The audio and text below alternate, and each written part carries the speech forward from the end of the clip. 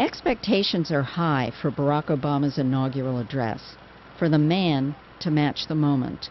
He won the presidency partly on his speaking ability, and he intends to govern using his powers of persuasion. My job is to be so persuasive today. You all decide yourselves, you know what, I've got to vote for that guy for President of the United States of America. Mr. Obama's inauguration will mark the first transition of power in this country since 9/11. Change has come to America.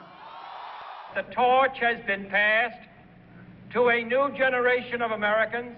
Ted Sorensen, who is John Kennedy's speechwriter, says Mr. Obama has to think globally.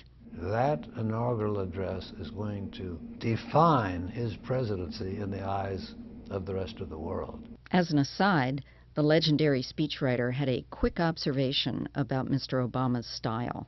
If I were to fault him, I would say that occasionally his sentences and words are not always short. Be that as it may, Mr. Obama has to be something of an oratorical acrobat, a realist, but also an optimist. Ted Widmer is a former speechwriter for President Clinton. He doesn't want to create the feeling that he will magically solve all of these pretty difficult problems right away. At the same time, he does want to create the feeling that the problems are ultimately solvable. He can use his oratory to great effect, like after he lost New Hampshire.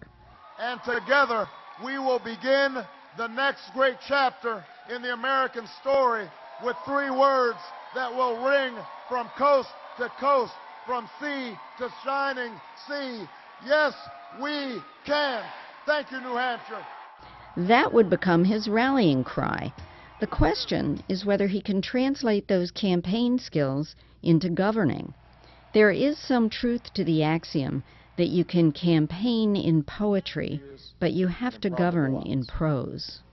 If we act with the urgency and seriousness that this moment requires, I know that we can do it again. The inaugural address is something unto itself, neither campaigning nor governing.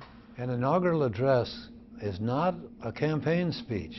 It's not a State of the Union address. There's no laundry list of specific legislative proposals. If Mr. Obama has any doubt about what's at stake, he was reminded recently by an unlikely advisor during a visit to the Lincoln Memorial. And then we go and look at the Lincoln's second inaugural, which is on the other wall. And Sasha looks up and she says, boy, that's a long speech. Do you have to give one of those? I said, actually, that one's pretty short. Mine may even be a little longer. At which point, then Malia turns to me and says, first African-American president, better be good.